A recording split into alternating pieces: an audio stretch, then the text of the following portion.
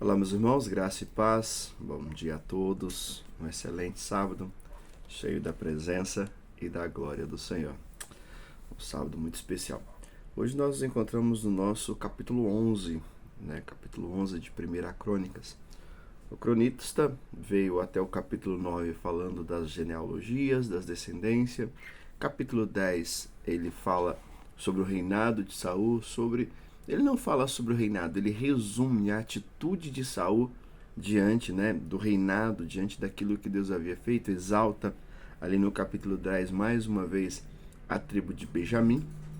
Encerra o capítulo 10 falando da morte, do suicídio de Saul e também do reinado sendo transferido para Davi, filho de Jessé. E aí o capítulo 11 começa então a falar da posse de Davi, O cronista começa a revelar então Davi como esse rei, agora um homem segundo o coração de Deus, um homem que segue ao Senhor, um homem que, como nós vamos ver na Bíblia, gosto muito da história dele por isso, creio que já disse isso aos irmãos, porque Deus não encobre os defeitos de Davi. Deus não mostra, a Bíblia não mostra um Davi perfeito. Davi não mostra um Davi sem pecados. Pelo contrário, a Bíblia mostra Davi um homem muito do normal, muito do natural, mas um homem natural, um ser natural, a qual a Bíblia chama ele de um homem, que Deus menciona sobre ele, um homem segundo o seu coração. Então nós percebemos que aqui Davi, diante de tudo aquilo que Deus coloca na sua mão, ele está disposto a ser o instrumento na mão de Deus. E ele se coloca diante do povo para ser esse rei, para ser esse ungido, para ser esse pastor que iria guiar o rebanho de Deus, levar o rebanho de Deus a buscar e fazer aquilo a qual Deus desejava para esse povo. Então nós percebemos como Davi se coloca à disposição. E é uma das coisas que eu aprendo com esse texto, se colocar à disposição. E colocar à disposição, às vezes a gente não entende, mas se pensarmos um pouquinho aqui, bem rápido, um pouquinho na história de Davi, nós vamos refletir que para ele chegar a essa posição, de estar pronto para ser usado por Deus, quantas batalhas ele passou? Davi passou por perseguições, Davi passou por enganações, por tantas coisas que Davi passou para que pudesse. Por quê? Porque primeiro Deus estava trabalhando com o seu caráter. Eu vejo muito isso. Muitas vezes Deus usa situações, usa questões para realmente trabalhar no nosso caráter. Eu creio que Deus coloca situações para a gente muitas vezes na seguinte questão: vamos ver como ele vai agir? Vamos ver como ela vai agir? Por quê? Porque ele quer agir nas nossas vidas. Mas primeiro Deus precisa de uma ação nossa, uma ação de dependência dele, uma ação de submissão a ele. Davi submeteu a Deus. E agora nós vemos no capítulo 11 o povo se submetendo a Davi, vendo a intenção de Davi, vendo o coração de Davi, vendo tudo aquilo a qual Deus havia ministrado, porque o próprio povo vai dizer que enquanto Saul reinava e vencia as guerras, era pela mão de Davi, é pelas mãos de Davi que Deus dava as vitórias. O povo entendia que era Deus, entendia que já não era mais pela mão de Saul, era pela mão de Davi.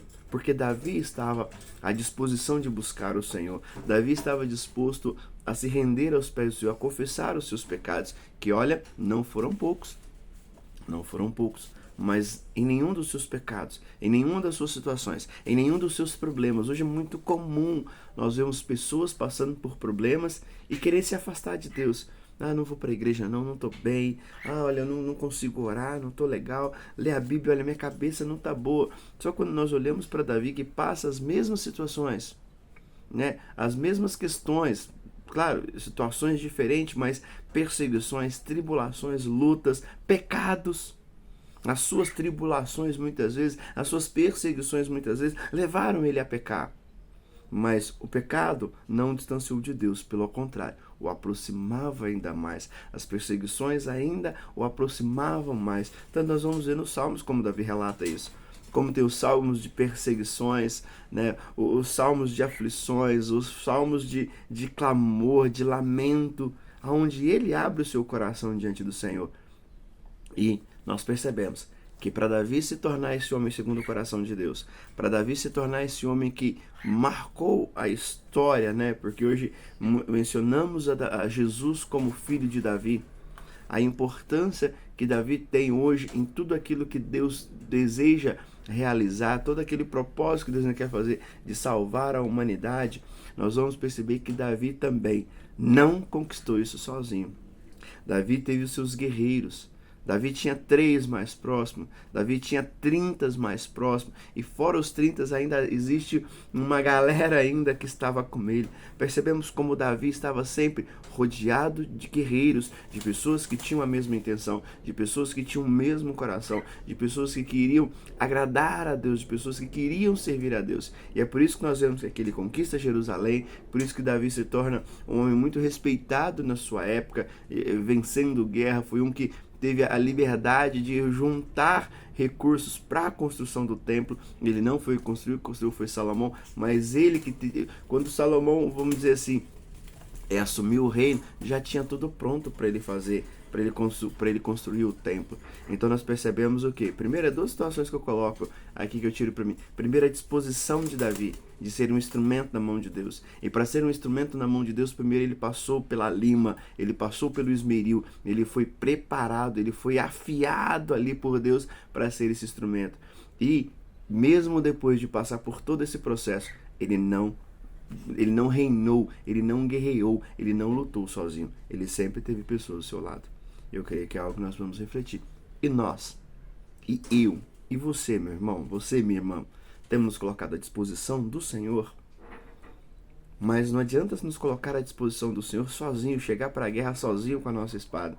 Precisamos já chegar com pessoas, falar: Senhor, eu estou aqui à sua disposição, a minha arma está na mão, e olha, tenho ainda um exército junto comigo, de pessoas que oram, de pessoas que clamam comigo, e de pessoas que, quando eu não estou bem, eu posso buscar, e eles vão estar orando sempre comigo.